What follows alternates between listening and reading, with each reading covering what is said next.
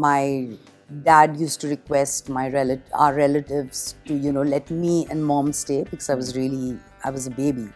And he would stay in a garage or with friends till he got a permanent job with RBI, and then we were in the RBI quarters. I never thought in my wildest dreams that I would be an actor at all, ever. And my parents, yes, my mom's a doctor and my dad was with RBI. Darlings was a comedy. It was a dark comedy. Yeah. So I'd never gotten offered something like that before. I just had to be a part of it. All these scripts came to me. So it was great, amongst other stuff. And I picked what worked the best for me, which touched me.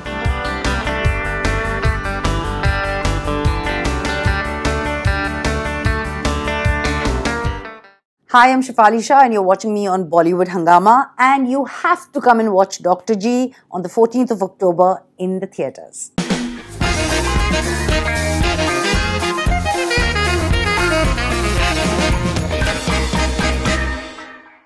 Shefali, welcome to Bollywood Hungama once again. It's always nice to have you. Thank you. My pleasure. Right. So I was doing some research before coming, and I always read up interviews before coming, and I read this amazing headline which says, Shefali Shah, the undisputed OTT star. When you read something like this, your family, what is your reaction firstly? Well, I think everyone's being really kind, but I don't think there is one particular star on OTT.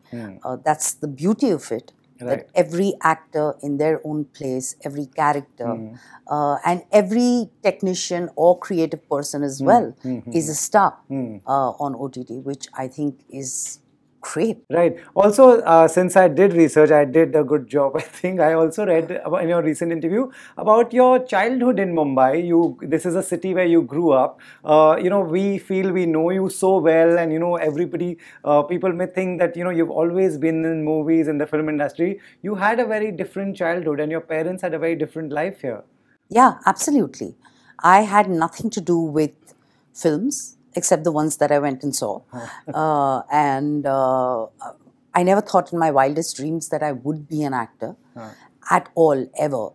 And my parents, yes, my mom's a doctor and my dad was with RBI. Right. In fact, he was a sports person. He used to play football for India. Yeah. And I come from a very different place, a very different background, and I am so glad I come from there because that's what's kept me rooted. Right. And now you are obviously at a position where you're doing lead roles, where you're doing such interesting roles. But do you remember anything from your childhood, or was this when you were too young? In terms of where you stayed, who you... Of course, I remember everything. Right. I mean, right in the beginning, when I was a baby, I remember for the longest time we didn't have a permanent home. So my dad used to request our relatives to, let me and mom stay because I was a baby. And he would stay in a garage or with friends till he got a permanent job with RBI, and then we were in the RBI quarters. And those quarters used to be a smaller version of India, where there were people from all communities, and everyone was celebrating every festival together. There used to be a sports meet every vacation period, which dad and a couple of other uncles used to host, and it was just great. It was just overall a wonderful, wonderful space to grow up in. And I was in Arya Vidya Mandir. I studied in Arya Vidya Mandir. So yeah, I remember everything of my childhood, yeah. Right, that's like I said, I was saying that we feel we know the person, but we really don't. So then when you started, you wanted to be an actor. And now, to now, how do you see this journey? Has it been difficult? Has it been rough, easy? Well, like I said, I'd never thought I'd be an actor. Right. I just landed up doing a play. I started doing intercollegiate, and then I got offered some Gujarati plays. I did that. Then television happened. So it was always like somebody said, why don't you see this girl and audition her or whatever. And then films happened. And then after I did a couple of films, there was a complete break. Well, the journey, I wouldn't call it difficult because everyone's journey is, it's a process, right? things work out, things don't work out. I mean, to look at it as, oh my God, I struggled is a little far-fetched. Right. I don't see it that way. Right. And it's been, I wouldn't even say consistent. It's been a long wait Right. for the kind of stuff I wanted to do. Yeah. But, well, Yeah, here we are. I mean, here I am, touch wood. Right. So this is one of the most, I would say, important years in your acting career. There have been great roles in the past as well, but this year specifically, you've delivered one after another such terrific performances. Are you going out looking for these scripts? Are these scripts coming to you, or you are just being very selective? I've always been very selective. Right. So even when there were years that I didn't work, so it's not like I didn't get offered work, but it was a choice I made that the kind of work I want to do, that what I was getting wasn't exciting for me. All these scripts came to me. So it was great, amongst other stuff. And I picked what worked the best for me, which touched me.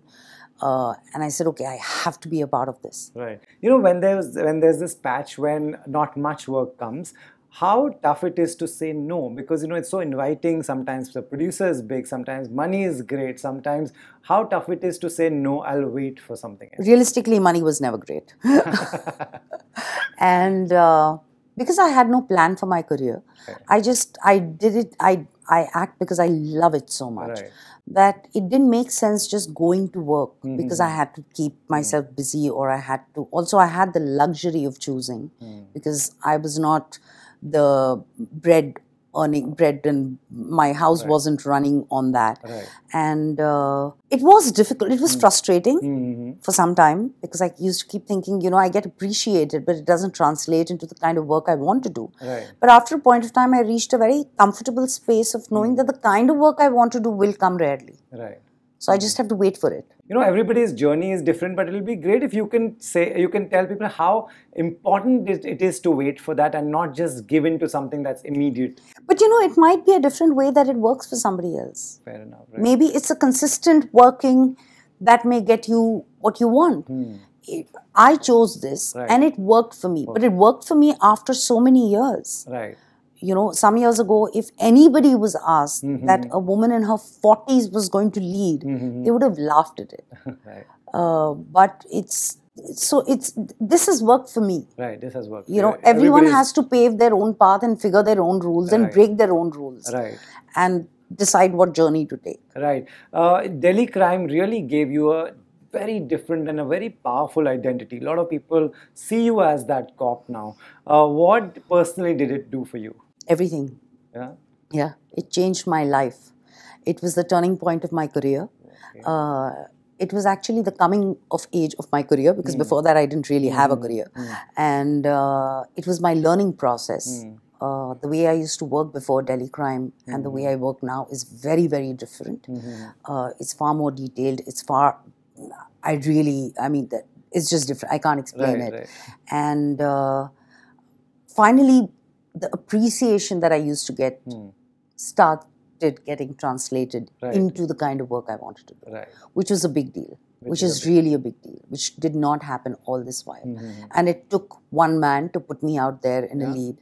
And then, of course, it was on Netflix, so it kind of really gave that push. Right. So DC is the biggest turning point of my life after my children's birth, I guess. Wow. And then on Netflix only we saw you in Darlings in such a different kind of a role. Every character and every role adds something to your career. What did that add? That Darlings really was amazing. The best part was, because of the work I've done, I'm considered as a very serious person. And also that she'll only play serious, intense characters. Right. Darlings was a comedy. It was a dark comedy. Yeah. So I'd never gotten offered something like that before. I just had to be a part of it. And people who know me personally know that I do have a funny and a wicked side to me. Yeah. So it was like in fact, that's the closest character which is so similar to me. Right. So that was great. I mean, that kind of I think it's like, it was almost like, oh my God, she can do comedy as well. Yeah. In fact, when we were doing an interview with you during Delhi Crime, Tilotama and Rasika, who was sitting next to you, said we didn't know she was as mad as she is. So that's true. You do have a side which we all are yet to see, but you've delivered some terrific performances. And now comes a really interesting one, Dr. G. Firstly, you wanted to be a doctor in life, I read. Yes. When was this? Obviously, when I was delusional, I guess. But yeah, I wanted to be a doctor and nothing less. I wanted to be a neurosurgeon. Straight. Straight. I didn't want to study physics, chemistry, or maths. Okay. So that was the end of my dream. And did your family, did someone take it seriously, and did someone tell you that you should be a doctor? Well, nobody really pushed it, but my grandfather was a doc, my mom is a doc. Okay. So, and I just really wanted to do it. So it wasn't pushed, but like when I went to college, I mean, the first thing I chose, because at that point of time, there was only science, arts and commerce. Right. So I chose science. Then I figured that I flunked, obviously, because I barely attended any class or even any practical. And then I moved to commerce. Right. Yeah, I wanted to be a doc. But yeah. So, but good part of your job is that you're getting to do all that now. Yes. So here you are, a doctor. I interviewed Ayushmann, and he said I had great fun with Shefali doing these scenes. What was it like? Because also this is such a situation that this character is in. Tell me about doing those scenes with Ayushmann. Great fun. Yeah. And I mean, he's funny. He's lovely to work with. And the entire cast, you know, it's a terrific cast. Right. It's a terrific ensemble. And it's such a funny script. Yeah. So it was great. And there were days we were just cracking up or doing something really ridiculous. Right. It was really ridiculous stuff on set. But yeah, had a blast. Right. So there are two really important dialogues that you say in the trailer that stays with people. And I remember one is Doctor Hota Hai. You know, how important it is that for you in personal life also. It's such a casual line that you're saying, but you know, this may means different to different women and men. That you know, a gynac should be a female. I don't even know why. You know, exactly the way I say it. Yeah. It's what I believe. I mean, what has gender got to do with how good you are at what you do? Yeah. So I don't even know why there should be a conversation about it, but the fact that you're bringing it up, people are bringing it up. The movie, the film is talking about it. Right. I guess it is a big. Right, because you see the first scene when this husband is beating up Ayushmann and saying, "How did you touch my wife?" You know, there must be a lot of people like that. So I guess, and secondly, you tell his character. I'm laughing because that's a very funny. It is a hilarious scene, and then there is this line that you say, you have to lose the male touch. Again, such a simple line, but such a deep meaning. What does this character mean when he's? I think she would have said the same thing to her female students. Okay. That you have to lose, it's not about a gender. Right. You have to be a doctor. You could be a woman, a man, a transgender. It doesn't matter. Right. You just have to focus on what your medical ethics are. Right. That's what you do. And you have to do the best job. The best job. People's lives depend on it. Right. Fair enough. You know, we have also reached a point where it's tough to get people to the cinemas. Week after week, it's tough. Do you think, you know, this is something that, you know, people should come and watch, will come and watch? Well, any film that gets released in the theatre.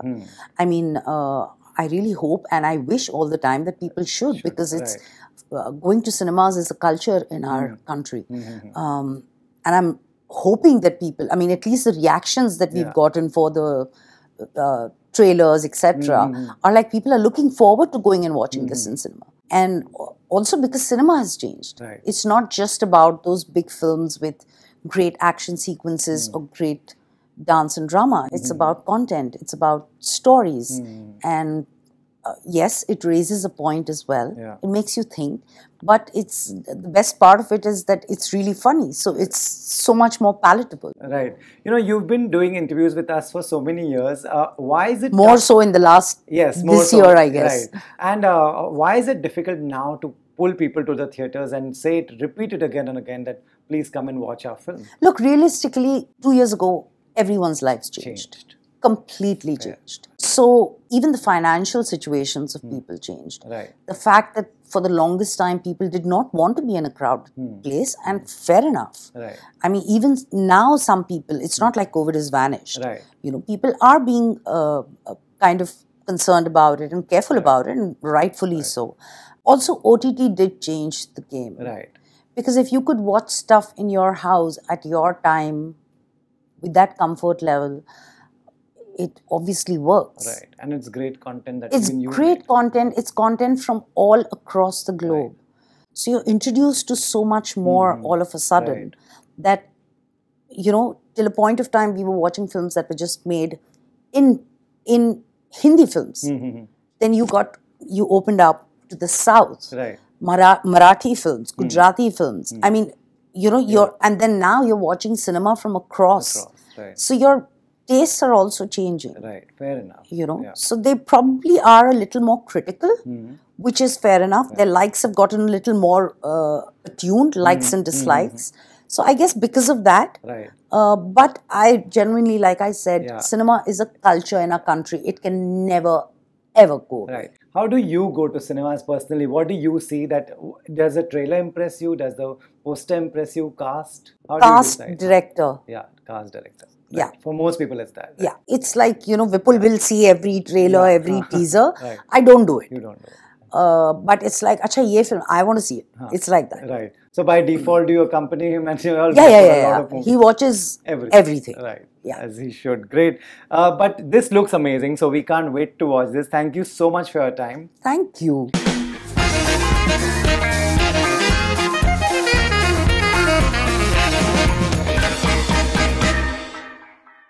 Hi, I'm Shefali Shah and you're watching me on Bollywood Hungama, and you have to come and watch Dr. G on the 14th of October in the theatres.